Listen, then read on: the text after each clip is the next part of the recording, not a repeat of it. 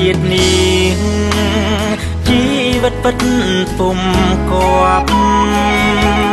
គ្រួសារក្រខ្វះទ្រព្យថែមទាំងភ្នែកពីងកាគ្មានលទ្ធភាពឲ្យខ្ញុំចូលរៀនត្រូវរស់នៅឆ្ងាយពីគ្រួសារជីវិតផ្ញើអាត្មាអង្គការគ្រួសារថ្មី11ឆ្នាំខ្ញុំចាប់ផ្ដើមដើរច្រៀងខំរកលុយទៅរៀនទាំងភ្នែកមិនឃើញអ្វីជីវិតនេះពិតជាលំបាកគេស្អប់គេខ្ពើមប្រមាថមើលងាយជីវិតរស់គ្មានពេលថ្ងៃ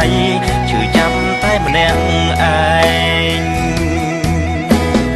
ទោះទៅដល់ទីណាក៏គេស្អប់ខ្ពើមសុំកុំរឿងកុំអាងជនពិការដូចជា